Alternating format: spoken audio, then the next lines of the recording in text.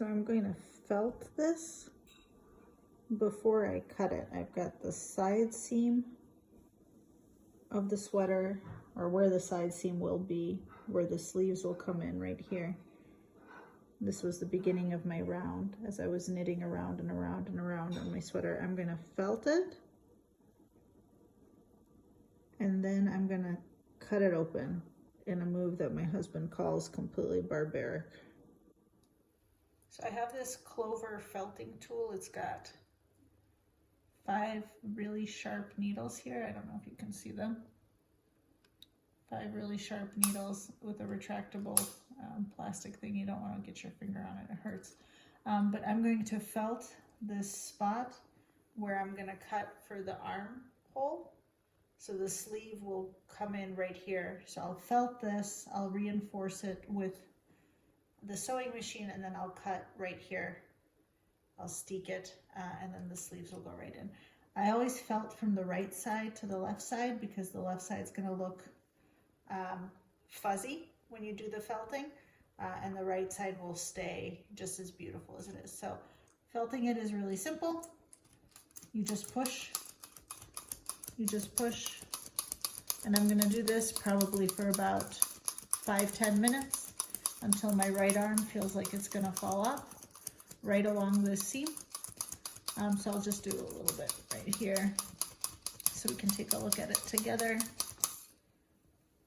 So if we look underneath, what that looks like, you can start to see the fuzziness coming, and you're just felting those stitches together. Whereas over here, you see it's not fuzzy. Here where I was felting it, it is fuzzy. So I'm just going to keep doing it. And underneath, as you can see, I've got this really old ratty pillow. Make sure it's not wool yarn, otherwise you're going to felt it to the project you're felting.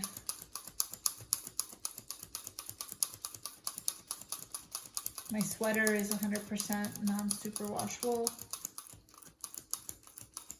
and that's why it felts. If it's superwash, obviously you won't be able to do this, and you're going to just have to steek the old traditional way where you do the machine reinforcement. Let's take a look. You see you've got some more fuzziness happening. So I'll do this. I'll come back in a couple minutes once I've finished, and I'll show you the back side.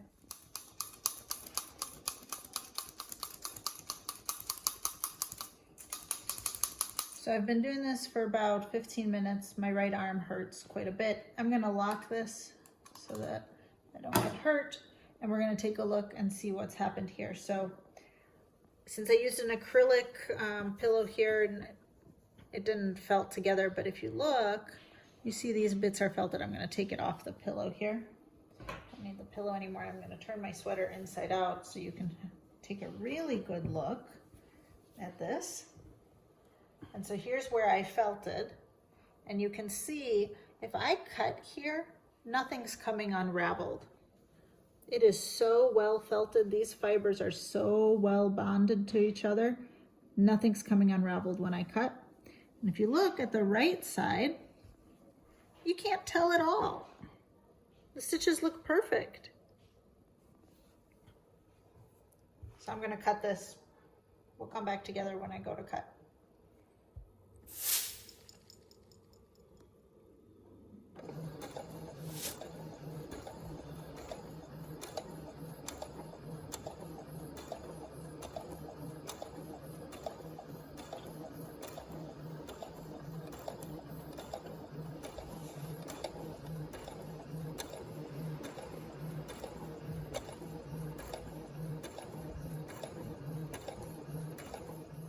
Okay, so I felted this area. You can see it's all felted back here on both sides for the armholes.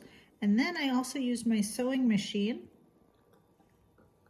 and I reinforced the stitches on either side of where I'm going to cut. So you can see the stitches pretty clearly on the back side. You can barely see it on the front. And now I'm going to start cutting. Now, I watched enough YouTube tutorials to know that it's hard to cut without making a mistake. So my son, my daughter, I don't know whose book it is, let me borrow their book. That's my daughter's book. And I'm gonna put it in the middle so that I don't cut both sides. And I'm just gonna start cutting. And we're just gonna cut. Can you see the cut? And we're just going to cut right between.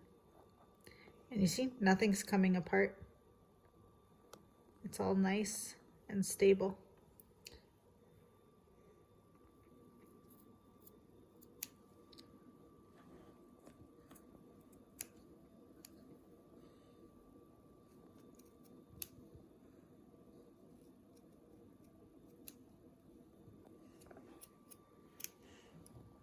And I used to think when I would watch these tutorials, why are people using such small scissors to do it? Why don't they just use their fabric scissors? And it's because you only want to snip a couple things, a couple strands at once.